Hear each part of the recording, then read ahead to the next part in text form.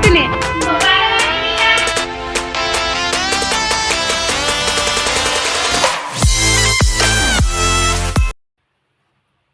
Hi, ಎಲ್ಲರಿಗೂ ನಮಸ್ಕಾರ. ನಾನು ನಿಮ್ಮ ಪ್ರೀತಿಯ ಮಂಜುಳ. ಇವತ್ತು ಈವ್ನಿಂಗಿಂದ ವ್ಲಾಗ್ನ ಸ್ಟಾರ್ಟ್ ಮಾಡ್ತಾ ಇದ್ದೀನಿ. ಸಂಜೆ ಇವಾಗ 7 o'clock ಆಗಿದೆ. ನನ್ನ ಗಾರ್ಡನ್ನಲ್ಲಿ ಸೊಪ್ಪನ್ನ ಹಾರ್ವೆಸ್ಟ್ ಮಾಡ್ಕೊಂಡು ಬಂದಿದ್ದೀನಿ. ಅದರಿಂದ ಸಾಂಬಾರು ಮಾಡೋಣ ಅಂತ ಎಲ್ಲ ಕ್ಲೀನ್ ಮಾಡ್ಕೋತಾ ಇದ್ದೆ. ಹಾಗೆ ವ್ಲಾಗ್ನ ಸ್ಟಾರ್ಟ್ ಮಾಡೋಣ ಅಂತ ಸ್ಟಾರ್ಟ್ ಮಾಡಿದೆ. ಹಾಗೆ ಇನ್ನು ಯಾರೆಲ್ಲ ನನ್ನ ಚಾನಲ್ನ ಸಬ್ಸ್ಕ್ರೈಬ್ ಮಾಡ್ಕೊಳ್ದೆ ನೋಡ್ತಾ ಇದ್ದೀರಾ, ಪ್ಲೀಸ್ ನನ್ನ ಚಾನಲ್ನ ಸಬ್ಸ್ಕ್ರೈಬ್ ಮಾಡ್ಕೊಳ್ಳಿ. ಹಾಗೆ ವಿಡಿಯೋನ ಕೊನೆವರೆಗೂ ನೋಡಿ. ನೀವು ವಿಡಿಯೋ ನೋಡಿದಾಗ ನಿಮಗೆ ವಿಡಿಯೋ ಇಷ್ಟ ಆದರೆ ಲೈಕ್ನ ಮಾಡಿ, ಹಾಗೆ ಕಮೆಂಟ್ ಕೂಡ ಮಾಡಿ. ನನಗೆ ಯಾರು ನೋಡ್ತಾ ಇದ್ದೀರಾ ವಿಡಿಯೋ ಅನ್ನೋದು ಗೊತ್ತಾಗುತ್ತೆ. ಮತ್ತು ಇವಾಗ ಬಂದು ಮಕ್ಕಳು ಮತ್ತು ನನ್ನ ಹಸ್ಬೆಂಡ್ ಇಲ್ಲ. ತೇಜುಗೆ ಯಾಕೋ ಕಾಲು ಸ್ವಲ್ಪ ಸ್ವೆಲ್ಲಿಂಗ್ ಆಗಿತ್ತು, ಕೈಗಳು ಸ್ವಲ್ಪ ಸ್ವೆಲ್ಲಿಂಗ್ ಆಗ್ತಾಯಿದ್ದು. ಅದಕ್ಕೆ ಹಸ್ಬೆಂಡ್ ಹಾಸ್ಪಿಟಲ್ಗೆ ಕರ್ಕೊಂಡು ಹೋಗಿದ್ದಾರೆ. ಬಂದಮೇಲೆ ನಾನು ತೋರಿಸ್ತೀನಿ. ಬನ್ನಿ, ಇವಾಗ ಸೊಪ್ಪನ್ನೆಲ್ಲ ಕ್ಲೀನ್ ಮಾಡಿಕೊಂಡು ಸಾಂಬಾರನ್ನ ಮಾಡಬೇಕು. ಅದಕ್ಕೆ ಫಸ್ಟು ಹೆಸ್ರು ಕಾಳನ್ನ ನೆನೆಯಕ್ಕೆ ಇಟ್ಕೊತಾ ಇದ್ದೀನಿ. ನಾನು ಮಂತ್ಲಿ ಗ್ರಾಸರಿ ಒಂದೇ ಸಲ ತಂದು ಇಟ್ಕೊಬಿಡ್ತೀನಿ, ಪದೇ ಪದೇ ತೊಗೊಳಕ್ಕಾಗಲ್ಲ ಅಂತ. ಏನಾದ್ರು ಸಣ್ಣ ಪುಟ್ಟೋದಿದ್ರೆ ಮಾತ್ರ ಇಲ್ಲಿ ನಾನು ಅಂಗಡಿ ತೊಗೋತೀನಿ. ಇಲ್ಲಾಂದರೆ ನಾನು ಒಳನಶಿಪುರದಲ್ಲಿ ಒಂದ್ಸಲ ಸಾಮಾನು ತಂದು ಇಟ್ಕೊತೀನಿ. ಆ ಡ್ರೈ ಫ್ರೂಟ್ಸ್ ಎಲ್ಲ ತಂದು ಇಟ್ಕೊಳ್ಳೋದ್ರಿಂದ ಒಂದು ಸ್ವಲ್ಪ ಸಾಮಾನು ಜಾಸ್ತಿ ರೇಟ್ ಆಗುತ್ತೆ. ಏಕೆಂದರೆ ಇದೆಲ್ಲ ಪೂರ್ತಿ ನಾನು ಡ್ರೈ ಫ್ರೂಟ್ಸ್ನ ಇಟ್ಕೊಂಡಿದ್ದೀನಿ. ದೇವಸ್ಥಾನಕ್ಕೆ ಯಾರಾದ್ರು ಸಡನ್ನಾಗಿ ಅಭಿಷೇಕ ಮಾಡಿಸ್ತೀವಿ ಅಂತ ಏನಾದ್ರು ಬಂದಾಗ ಒಳನಶಿಪುರಕ್ಕೆ ಹೋಗಿ ತರೋಕ್ಕಾಗಲ್ಲಲ್ವ, ಅದಕ್ಕೆ ಇಲ್ಲೆಲ್ಲ ಇಟ್ಕೊಂಡಿರ್ತೀವಿ. ಅದರಲ್ಲಿ ನೋಡಿ, ಒಂದು ವಾರದಲ್ಲಿ 3/4 ಡಬ್ಬ ನಿತ್ಯನೇ ಖಾಲಿ ಮಾಡ್ತಾಳೆ. ತೇಜು ತಿನ್ನಲ್ಲ, ಅವಳಿಗೆ ನಂತರ ಡ್ರೈ ಫ್ರೂಟ್ಸ್ ಅಷ್ಟು ಇಷ್ಟ ಆಗಲ್ಲ.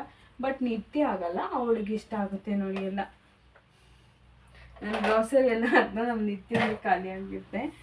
ಬನ್ನಿ, ಇವಾಗ ಸೊಪ್ಪೆಲ್ಲ ಕ್ಲೀನ್ ಮಾಡ್ಕೊಳ್ಳೋಣ. ಏನು ಸೊಪ್ಪು ತೊಗೊಂಡು ಬಂದಿದ್ದೀನಿ ಅಂದರೆ ಗಾರ್ಡನಿಂದ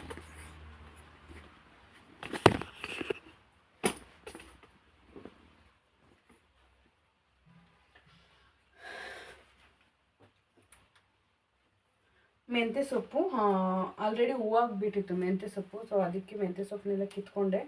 ಸ್ವಲ್ಪ ಕಡ್ಡಿ ಜಾಸ್ತಿ ಬಲ್ತಿದೆ, ಅದಕ್ಕೆ ಇವತ್ತು ಬರೀ ಸೊಪ್ಪನ್ನ ಬಿಡಿಸ್ಕೊತಾ ಇದ್ದೀನಿ.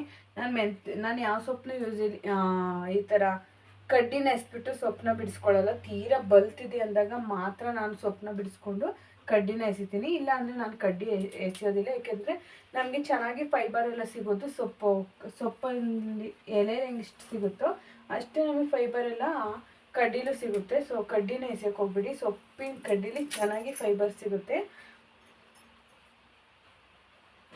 ನಾನು ನೋಡಿದ್ದೀನಿ ಒಬ್ಬೊಬ್ರು ಈ ಥರ ಬರೀ ಸೊಪ್ಪನ್ನ ಬಿಡಿಸ್ಕೊಬಿಟ್ಟು ಎಲೆನ ಈ ಪೂರ್ತಿ ಕಡ್ಡಿನ ಎಸ್ತಾರೆ. ಹಾಗೆ ತೀರಾ ಬಲ್ತಿದೆ ಅಂದರೆ ಎಸ್ದು ಬಿಡಿ, ಏಕೆಂದರೆ ತಿನ್ನೋದಕ್ಕೆ ಚೆನ್ನಾಗಲ್ಲ. ಬಟ್ ಎಳೆದಿದೆ ಅಂದಾಗ ಕಡ್ಡಿ ಎಲೆನ ಎಸೆಯೋದಕ್ಕೆ ಹೋಗ್ಬಿಡಿ. ಬನ್ನಿ, ಇವಾಗ ಇದನ್ನು ಕ್ಲೀನ್ ಮಾಡ್ಕೊಳ್ಳೋಣ. ಓಕೆ, ಹಾಗೆ ಅಡುಗೆ ಮಾಡ್ತಾ ಸ್ವಲ್ಪ ಮಾತಾಡೋಣ ಅಂತ ಅಂದ್ಕೊಂಡೆ. ನಿಮ್ಗೇನಾದರೂ ಕೆಲಸ ಮಾಡ್ತಾ ವೀಡಿಯೋ ನೋಡೋದಕ್ಕೆ ಆಗ್ತಾಯಿಲ್ಲ ಅಂದರೆ ಒಂದು ಸ್ಪೀಕರ್ನ ಜಾಸ್ತಿ ಕೊಟ್ಟು ಒಂದು ಕಡೆ ನಿಮಗೆ ಚೆನ್ನಾಗಿ ಕೇಳೋ ಕಡೆ ಇಟ್ಕೊಳ್ಳಿ. ವೀಡಿಯೋ ನೋಡೋಕ್ಕಾಗದಿರೋ ಪರವಾಗಿಲ್ಲ, ನಾನು ಹೇಳೋ ಮಾತುಗಳನ್ನ ಕೇಳಿಸ್ಕೊಳ್ಳಿ ಸಾಕು. ಕೊನೆವರೆಗೂ ಕೇಳಿಸ್ಕೊಳ್ಳಿ, ಸ್ಕಿಪ್ನ ಮಾಡೋದಕ್ಕೆ ಹೋಗಬೇಡಿ. ನಿಮಗೆ ನಾನು ಹೇಳೋದು ಏನು ಅನಿಸುತ್ತೆ ಅನ್ನೋದನ್ನು ಕಮೆಂಟ್ ಮಾಡಿ, ಓಕೆನಾ? ಏನಪ್ಪ ಅಂದರೆ ಇವಾಗ ನೀವು ನೋಡ್ತಾ ಇರ್ಬೋದು, ಅವಾಗೆಲ್ಲ ಅಂದರೆ 19 ಕಿಡ್ಸು ಇದರಲ್ಲೆಲ್ಲ ಮಕ್ಕಳ ಕಾಲದಲ್ಲಿ ನಾವೆಲ್ಲ ಒಂದು 13 years ಆದಮೇಲೆ ಮೆಚ್ಯೂರ್ಡ್ ಆಗ್ತಾಯಿದ್ದು, ಅಂದರೆ ಹೆಣ್ಮಕ್ಳು ದೊಡ್ಡವ್ರು ಆಗ್ತಾಯಿದ್ದು. ಬಟ್ ಇವಾಗ ಏನಾಗಿದೆ ಅಂದರೆ ಒಂದು 8 years ಮೇಲೇ ಮೆಚ್ಯೂರ್ಡ್ ಆಗಿಬಿಡ್ತಾರೆ. 8 years ಬೇಡ, 3ನೇ ಕ್ಲಾಸ್ ಕಳೆದು 4ನೇ ಕ್ಲಾಸಿಗೆ ಹೋಗ್ತಾ ಇದ್ದಾರೆ ಅಂದ ತಕ್ಷಣ ಹೆಣ್ಮಕ್ಳು ಮೆಚ್ಯೂರ್ಡ್ ಆಗ್ತಾ ಇದ್ದಾರೆ. ಆದರೆ ಹೆಣ್ಮಕ್ಳು ಕರೆಕ್ಟಾಗಿ ಮೆಚ್ಯೂರ್ಡ್ ಆಗೋ ಟೈಮ್ ಯಾವುದು ಅಂದರೆ 13 years, ಅಂದರೆ 12 years ಕಂಪ್ಲೀಟ್ ಆದ ಮೇಲೇ ಮೆಚ್ಯೂರ್ಡ್ ಆಗೋ ಟೈಮಿಂಗ್ಸು. ಹಳೆಯ ಕಾಲದಿಂದನೂ ಆ ಏಜಿಂದನೇ ಮೆಚ್ಯೂರ್ಡ್ ಆಗೋದು. ಇವಾಗ ಮಾತ್ರ ಯಾಕೆ ಬೇಗ ಆಗ್ತಾಯಿದೆ ಅಂದರೆ ಕೆಲವೊಬ್ಬರು ಮಾತಾಡೋದಕ್ಕೆ ಹಿಂದೆ ಮುಂದೆ ನೋಡ್ಬೋದು ಈ ವಿಷಯಗಳನ್ನ. ಬಟ್ ನನ್ನ ಅನಿಸಿಕೆ ಹೇಳೋದಾದರೆ, ನನ್ನನ್ನು ತುಂಬ ಜನ ಕೇಳ್ತಾರೆ, ತೇಜು ಇನ್ನೂ ಮೆಚ್ಯೂರ್ಡ್ ಆಗಿಲ್ಲ, ಅವ್ರು ಸ್ವಲ್ಪ ವೆಯ್ಟ್ ಇರೋದ್ರಿಂದನೂ ಯಾಕೆ ಇನ್ನೂ ಆಗಿಲ್ವಾ ಅಂತಾರೆ. ಬಟ್ ಅವಳು ಆಗಿಲ್ಲ, ಇವಾಗ ಅವಳು ಆಗೋ ಏಜು ಇನ್ನು ಯಾವಾಗಾದರೂ ನಮಗೆ ಯೋಚನೆ ಇಲ್ಲ. ನಾನು ಅದಕ್ಕೆ ಫಾಲೋ ಮಾಡಿದ್ದನ್ನು ನಿಮಗೆ ಹೇಳೋದಾದರೆ, ಫಸ್ಟು ನೀವು ಏನು ಇದು ಮಾಡಬೇಕು ಅಂದರೆ ಅವ್ರಿಗೆ ಮೆಂಟಲಿ ಸ್ಟ್ರೆಸ್ ಕೊಡೋದಕ್ಕೆ ಹೋಗಬೇಡಿ. ಆಮೇಲೆ ಮಲಗೋದು 1 ಅವರ್ 2 ಅವರ್ಸ್ ಇದೆ ಅನ್ನಂಗೆ ಸ್ಕ್ರೀನ್ನ ಕಮ್ಮಿ ಮಾಡಿಸ್ಬಿಡಿ. ಜಾಸ್ತಿ ಸ್ಕ್ರೀನ್ನ ತೋರ್ಸೋಕೆ ಹೋಗಬೇಡಿ, ಅಂದರೆ ಟಿ ವಿನ ತೋರ್ಸೋದಕ್ಕೆ ಹೋಗಬೇಡಿ. ಆಮೇಲೆ ಪೇರೆಂಟ್ಸ್ಗಳು ಅವ್ರ ಜೊತೆ ಜಾಸ್ತಿ ಮಿಂಗಲ್ ಆಗಬೇಕು, ಅಂದರೆ ಅವ್ರ ಮನಸ್ಸಲ್ಲಿರೋದನ್ನ ಹೇಳ್ಕೋಬೇಕು ಅವರು. ಮುಂಚೆ ಎಲ್ಲ ಏನಾಗ್ತಿತ್ತು ಅಂದರೆ ಫ್ರೆಂಡ್ಗಳ ಜೊತೆ ಆಚೆ ಆಚೆ ನಾವು ಆಟ ಆಡಿವೋ. ಒಳಗಡೆ ಟಿ ವಿ ನೋಡೋದು ಇದೆಲ್ಲ ತುಂಬ ಕಮ್ಮಿ. ಯಾಕೆಂದರೆ ಅವಾಗ ಯಾರ ಮನೇಲೂ ಟಿ ವಿ ಇರ್ತಿರ್ಲಿಲ್ಲ, ಎಲ್ಲೋ ಒಬ್ಬರ ಮನೇಲಿ ಟಿ ವಿ ಇರ್ತಿತ್ತು.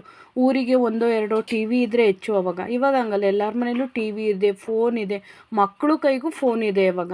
ಹಂಗಾಗಿ ಏನಾಗುತ್ತೆ ಅಂದರೆ ಅವ್ರ ಮನ್ಸು ಬಿಚ್ಚಿ ಯಾರ ಹತ್ರನೂ ಮಾತೇ ಆಡಲ್ಲ, ಫೀಲಿಂಗ್ಸ್ನ ಆಚೆ ಹಾಕಲ್ಲ. ಫೀಲಿಂಗ್ಸ್ಗಳಿವೆ ಏನು ಅಂದ್ರೇ ಮಕ್ಳಿಗೆ ಗೊತ್ತಿರಲ್ಲ ಇವಾಗ. ಸೊ ಮಕ್ಕಳ ಜೊತೆ ಪೇರೆಂಟ್ಸ್ ಮಿಂಗಲ್ ಆಗೋದು ತುಂಬ ಇಂಪಾರ್ಟೆಂಟ್, ಫಸ್ಟ್ ಸ್ಟೆಪ್.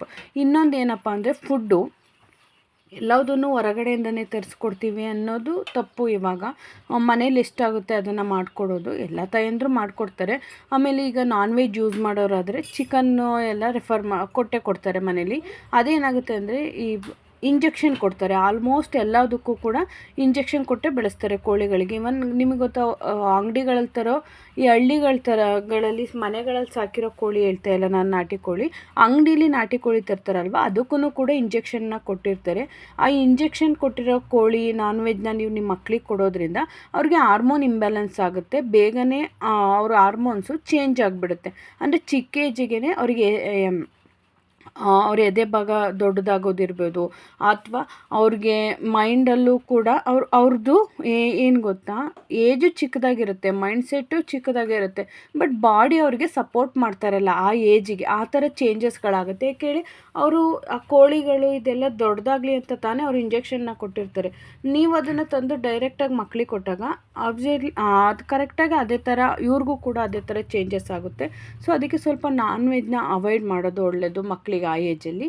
ಆಮೇಲೆ ಮೊಟ್ಟೆ, ಇನ್ನೇನು ಕೋಳಿಗೆ ಇಂಜೆಕ್ಷನ್ ಕೊಟ್ಟಮೇಲೆ ಮೊಟ್ಟೆಗೂ ಅದು ಸೇರಿರುತ್ತೆ.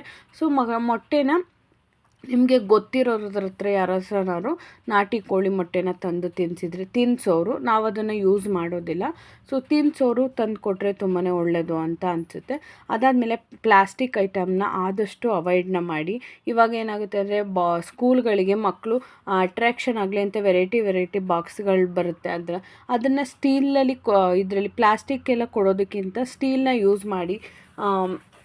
ಇವಾಗೇನು ಸ್ಟೀಲ್ ಬಾಟಲ್ ತುಂಬಾ ಸಿಗುತ್ತೆ, ಸ್ಟೀಲ್ ಬಾಟಲ್ಗಳಲ್ಲಿ ನೀರನ್ನ ಕೊಟ್ಟು ಕಳಿಸಿ. ಪ್ಲಾಸ್ಟಿಕ್ನ ಆದಷ್ಟು ಅವಾಯ್ಡ್ ಮಾಡಿ, ಆದಷ್ಟು ಅಲ್ಲ ಪೂರ್ತಿ ನಿಲ್ಲಿಸ್ಬಿಡಿ.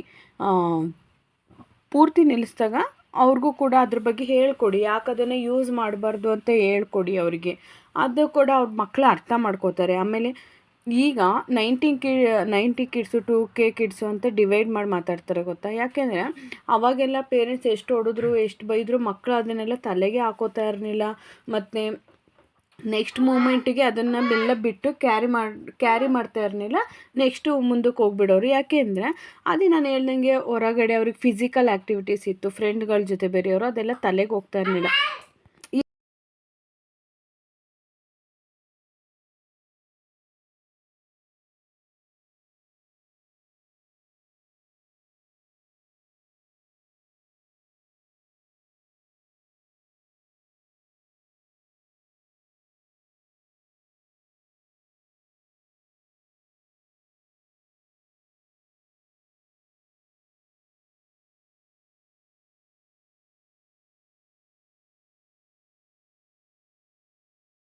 ಬಟ್ ಇವಾಗ ಆಗಲ್ಲ. ನಾವು ಏನೋ ಒಂದು ತಪ್ಪು ಮಾಡಿದ್ರು ಅಂತ ಜೋರಾಗಿ ಗದಲಿಸೋದು, ಹೊಡೆಯೋದು ಮಾಡಿದರೆ ಅವರು ಹೊರಗಡೆ ಹೋಗೋದಿಲ್ಲ, ಮನೇಲೇ ಇರ್ತಾರೆ, ಅದನ್ನೇ ತಲೆಗೆ ಸೊ ಅವರು ಅದನ್ನೇ ಯೋಚನೆ ಮಾಡೋದು, ಮತ್ತು ಬೇಗ ತಲೆಗೆ ಹಾಕ್ಕೊಬಿಡ್ತಾರೆ, ನೆಗೆಟಿವ್ ಆಗಿ ಥಿಂಕ್ ಮಾಡೋದಕ್ಕೆ ಸ್ಟಾರ್ಟ್ ಮಾಡ್ತಾರೆ ಮಕ್ಕಳು.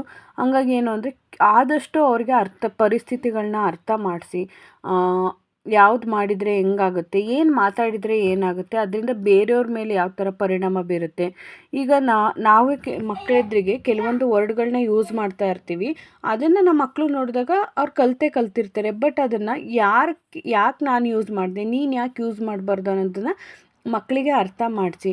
ಅವ್ರ ಮೈಂಡ್ ಯಾವಾಗಲೂ ಫ್ರೆಶ್ ಆಗಿ ಕೂಲಾಗಿರೋ ಥರ ನೋಡ್ಕೊಳ್ಳಿ. ಆದಷ್ಟು ನೀವು ಅವ್ರ ಜೊತೆ ಟೈಮ್ ಸ್ಪೆಂಡ್ ಮಾಡಿ.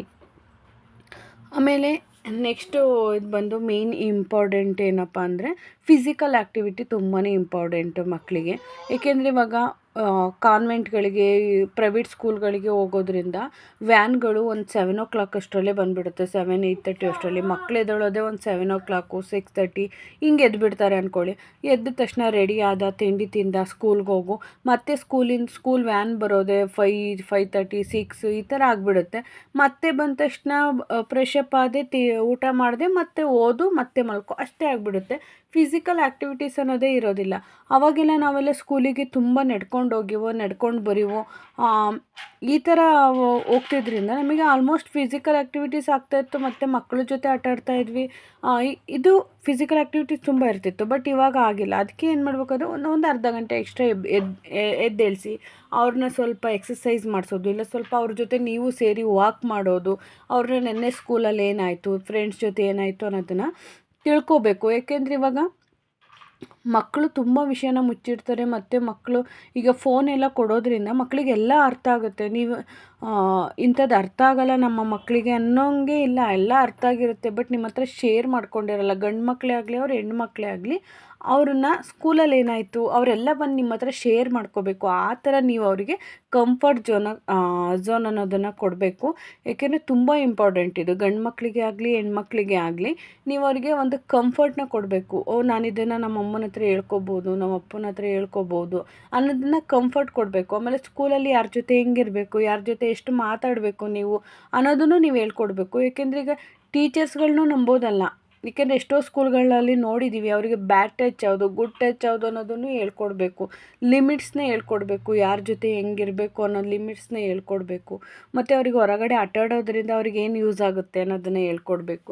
ಸಾಧ್ಯವಾದರೆ ನೀವು ಅವ್ರ ಜೊತೆ ಆಟ ಆಡಿ, ಅಯ್ಯೋ ನಾನು ಆಚೆ ಆಟ ಆಡಿದರೆ ಯಾರು ಏನು ಅಂದ್ಕೋತಾರೋ ಹಂಗೆ ಯೋಚನೆ ಮಾಡಬೇಡಿ. ನಿಮ್ಮ ಮಕ್ಳಿಗೆ ಖುಷಿನ ನೀವು ಅವ್ರ ಜೊತೆ ಆಟ ಆಡೋದು ಅಷ್ಟೇ ಇಂಪಾರ್ಟೆಂಟ್ ಇಲ್ಲಿ. ಯಾರು ಏನು ಅಂದ್ಕೋತಾರೋ, ಈ ಬ್ಯುಸಿ ಲೈಫು, ದುಡ್ಡು ನಾನು ದುಡಿಬೇಕು ನನ್ನ ಮಕ್ಕಳಿಗೆ, ಅದಕ್ಕಿಂತ ನೀವು ನಿಮ್ಮ ಮಕ್ಳಿಗೆ ಕೊಡೋ ಟೈಮ್ ಇದೆಯಲ್ಲ ಅದು ಕೂಡ ತುಂಬ ಇಂಪಾರ್ಟೆಂಟ್ ಆಗುತ್ತೆ. ಬೆಳಗ್ಗೆ ನೀವೊಂದು ಈಗ ಏನು ಲೇಟಾಗಿ ಎದ್ದು ನೀವು ಗಡಿಬಿಡಿ ಕೆಲಸಕ್ಕೆ ಹೋಗಬೇಕಾದ್ರೆ ಮಕ್ಕಳನ್ನ ಬೈಕೊಂಡು ನೀವು ಟೆನ್ಷನಲ್ಲಿ ಕೆಲಸಕ್ಕೆ ಹೋಗೋದಕ್ಕಿಂತ ನೀವು ಎದ್ದೇಳೋ ಟೈಮಿಂಗ್ಸಲ್ಲೇ ಒಂದು 1/2 1 ಅವರ್ ಬೇಗ ಎದ್ದು ಮಕ್ಳು ಎದ್ದೇಳೋಕ್ಕಿಂತ ಮುಂಚೆ ನೀವು ಕೆಲಸನ ಮಾಡಿಕೊಂಡು ಸೈಲೆಂಟಾಗಿ ಕಾಮಾಗಿ ಮಕ್ಳ ಜೊತೆ ನೀವು ರೆಡಿ ಆಗ್ತಾ ಅವ್ರ ಜೊತೆ ಮಾತಾಡ್ಕೊಳ್ತಾ ನೀವು ಕೆಲಸಕ್ಕೆ ಹೋಗಿ ಮಕ್ಕಳನ್ನು ಆ ಫ್ರೆಶ್ನೆಸ್ಸಲ್ಲಿ ಸ್ಕೂಲಿಗೆ ಕಳಿಸೋದ್ರಿಂದ ಅವ್ರ ಮೈಂಡು ಕೂಡ ಆ್ಯಕ್ಟಿವ್ ಆಗಿರುತ್ತೆ. ಇಷ್ಟನ್ನು ಫಾಲೋ ಮಾಡಿ, ನಿಜವಾಗ್ಲೂ ವರ್ಕ್ ಆಗುತ್ತೆ ಇದು. ಇನ್ನು ಆಮೇಲೆ ಏನು ಗೊತ್ತಾ, ಈಗ ನಿಮ್ಮ ಮನೇಲಿ ಅವರು ಚಿಕ್ಕ ಮಕ್ಕಳಿದ್ರೆ ಹೆಂಗೆ ಗೊತ್ತಾ, ಒಂದು 6 ಇಯರ್ಸ್ವರೆಗೂ ಜ್ವರದ ಇಂಜೆಕ್ಷನ್ ಎಲ್ಲ ಹಾಕ್ಸೋದಕ್ಕೆ ಹೋಗಬೇಡಿ. ಅದು ಕೂಡ ಕೆಲವೊಂದು ಹಾರ್ಮೋನ್ಸ್ ಇಂಬ್ಯಾಲೆನ್ಸ್ ಆಗೋದಕ್ಕೆ ಇದು ಮಾಡುತ್ತೆ. ನಾನು ತೇಜುಗೆ 6 ಇಯರ್ಸ್ ಇರೋವರೆಗೂ ಇಂಜೆಕ್ಷನ್ನ ಹಾಕ್ಸಿಲ್ಲ. ಯಾವುದೇ ಜ್ವರ, ಶೀತ, ನೆಗಡಿ, ಕೆಮ್ಮು ಇದು ಯಾವುದಕ್ಕೂ ಹಾಕ್ಸಿಲ್ಲ. ನನಗೆ ಡಾಕ್ಟರೇ ಹೇಳಿದರು ಇಂಜೆಕ್ಷನ್ನ ಹಾಕಿಸ್ಬೇಡಿ. ಯಾಕೆಂದರೆ ನಾವು ಒಂದೇ ಕಡೆ ಜಯಶ್ರೀ ಆಸ್ಪತ್ರೆಯಲ್ಲಿ ತೋರಿಸಿದ್ದು. ಡಿಲಿವರಿಗಿಂತ ಮುಂಚೆಯಿಂದ, ಪ್ರೆಗ್ನೆನ್ಸಿಗಿಂತ ಮುಂಚೆಯಿಂದನೂ ನಾನು ಅಲ್ಲೇ ತೋರಿಸಿದ್ದು. ಸೊ ಅಲ್ಲಿ ತೇಜುಗೆ ಯಾವುದೇ ಇಂಜೆಕ್ಷನ್ನ ಅವರು ರೆಫರ್ ಮಾಡಿರಲಿಲ್ಲ. ಆಮೇಲೆ ಬಂದು ನಾನು ಹಾಕ್ಸಿಲ್ಲ. ಸೊ ಅದು ಕೂಡ ಒಂದು ಪ್ಲಸ್ ಅಂತಲೇ ಅಂದ್ಕೋತೀನಿ. ಇದನ್ನೇ ಹೇಳಬೇಕು ಅನ್ನಿಸ್ತು. ಸೊ ನಾನು ಹೇಳಿದ್ರಲ್ಲಿ ಏನಾದ್ರು ತಪ್ಪಿದರೆ ಕಮೆಂಟ್ ಮಾಡಿ, ಅಥವಾ ಸರಿ ಅನಿಸಿದರೆ ಕೂಡ ಕಮೆಂಟ್ ಮಾಡಿ ನಿಮಗೇನು ಅನ್ನಿಸ್ತು ಅಂತ. ನಾಳೆ ಮತ್ತೊಂದು ಟಾಪಿಕ್ ಮಾತಾಡ್ತೀನಿ. ನಿಮಗೆ ವೀಡಿಯೋಸ್ನ ನೋಡೋದಕ್ಕೆ ಕಷ್ಟ ಆಗ್ತಿದೆ ಅಂದರೆ ಒಂದು ಕಡೆ ಕೆಲಸ ಮಾಡ್ತಾ ಇಟ್ಕೊಂಡು ಕೇಳಿಸ್ಕೊಳ್ಳಿ, ನಿಮಗೆ ತುಂಬಾ ಯೂಸಸ್ ಆಗುತ್ತೆ. ನಿಮ್ಮ ಮಕ್ಕಳ ಜೊತೆ ಮಕ್ಕಳು ಬೆಳೆದು ದೊಡ್ಡವರಾದಾಗ ಇದನ್ನೆಲ್ಲ ಹೇಳ್ಕೊಡೋದಕ್ಕಿಂತ ಚಿಕ್ಕವರಲ್ಲೇ ಹೇಳ್ಕೊಡಿ. ಓಕೆ ಫ್ರೆಂಡ್ಸ್, ಮತ್ತೆ ಇವತ್ತು ನಾವು ಬೆಳಗ್ಗೆಯಿಂದ ವ್ಲಾಗ್ನ ಕಂಟಿನ್ಯೂ ಮಾಡ್ತಾಯಿದ್ದೀನಿ. ನಿತ್ಯ ಅಂಗನವಾಡಿಗೆ ಹೋಗಿದ್ದಾಳೆ, ತೇಜು ಸ್ಕೂಲ್ಗೆ ಹೋಗಿಲ್ಲ, ಮಲಗಿದ್ದಾಳೆ. ಅವಳಿಗೆ ಸ್ವಲ್ಪ ಕೈ ನೋವು ಹಾಗೆ ಇದೆ. ಸೊ ಸೊಪ್ಪು ಕಿತ್ತಿದ್ದೆ ನೆನ್ನೆ, ಮೆಂತ್ಯ ಸೊಪ್ಪು, ಅದನ್ನು ಸ್ವಲ್ಪ ಅಂಗನವಾಡಿ ಮಕ್ಕಳಿಗೆ ಕೊಡೋಣ ಅಂತ ಹೋಗ್ತಾ ಇದ್ದೀನಿ. ಅವರಿಗೆ ಪಲಾವ್ ಏನಾದ್ರು ಮಾಡಿಕೊಡ್ತಾರೆ ಅಂತ. ಬನ್ನಿ ಕೊಡ್ತಾರೆ. ಕೂತ್ಕೋ ಬಾ, ಚಾಕಿ ಕೊಡ್ತಾರೆ ಬಾ ಮ್ಯಾಮು. ಮ್ಯಾಮ್ ಕೊಡು, ಸೊಪ್ಪು ಕೊಡು ಮ್ಯಾಮಿಗೆ. ಬಾಯ್.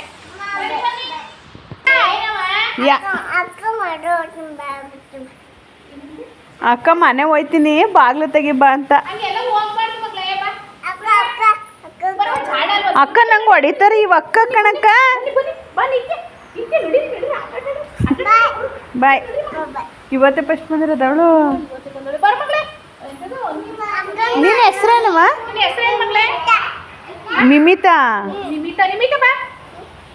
ಆರ್ಯನ್ ನೋಡಿ ಮತ್ತೆ ಇಲ್ಲಿ ನಾನು ಬರ್ತೀನಿ. ನೀನು ಡ್ಯಾನ್ಸ್ ಮಾಡ್ತೀಯಾ? ನಾನು ವಿಡಿಯೋ ಮಾಡ್ತೀನಿ. ಬಾಯ್ಲಿ ಯಾರು ಡ್ಯಾನ್ಸ್ ಮಾಡ್ತೀರಾ? ಹಾಡು ಹಾಕ್ತೀನಿ. ನೀ ಮಾಡ್ತೀಯಾ? ಹ್ಞೂ ನಿಂತ್ಕಡೆ, ಎಲ್ಲ ನಿಂತ್ಕಡೆ. ಪೃಥ ನಿಂತ್ಕೊಳ್ಳುವ. ನೀನು ನಿಂತ್ಕ. ಹೋಗೋ ನೀನು ಅಲ್ಲಿ ನಿಂತ್ಕ. ಬರೋ ನೀ ಮಾಡಲ್ವಾ? ಯಾಕೆ? ಬಾ ಬರೋ ನೀನು. ನಿಮಿತ ಇಲ್ಲಿ ಯಾವ ಹಾಡು ಹಾಕ್ಲಿ? ಬ್ಯಾಂಗಲ್ ಬಂಗಾರ ಹಾಕನ? ಹ್ಞೂ ಬ್ಯಾಂಗ್ ಹಾಕು. ಫೋಟೋ ತೆಗಿತೀನಿ. ಆಟ ಸಾಮಾನ್ಯ ರಾಡಿಗೆ ಯಾರು ಹಾಕ್ತಾರೆ ಅವ್ರ ಫೋಟೋ.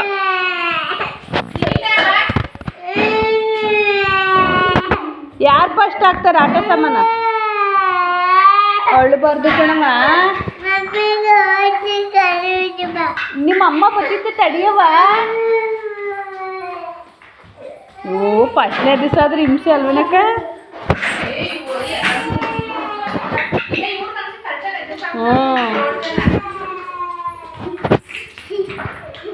ಒಬ್ಬರೇ ಇಷ್ಟೊಂದು ಮಕ್ಳು ನೋಡ್ಕೊಳಕೈತದ?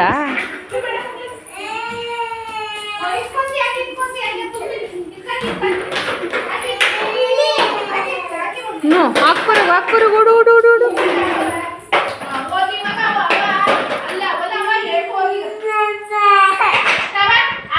ತೋರಿಸಿ ಗಣಪತಿ. ಗಣಪತಿ ಎಲ್ಲೈತೆ? ಗಡಿಯಾರ ಎಲ್ಲೈತೆ? ಗಡಿಯಾರ ಎಲ್ಲಿ? ತೋರಿಸಿ ಗಡಿಯಾರ. ಅದು ಗಣಪತಿ ಗಡಿಯಾರ. ಇವನ್ ತೋರಿಸ್ತಾ. ದುಡ್ಡೆಲ್ಲೈತೆ? ದುಡ್ಡು ಆರ್ಯ ತೋರಿಸ್ತಾ. ಹ್ಞೂ ಪೋಸ್ಟ್ ಆಫೀಸಲ್ಲೈತೆ. ಫೋನ್ ಎಲ್ಲೈತೆ? ತೋರಿಸಿ. ಕರೆಕ್ಟ್. ಕುದುರೆ ಮೇ ಎಲ್ಲೈತೆ? ತೋರಿಸಿ. ಸ್ಕೂಲು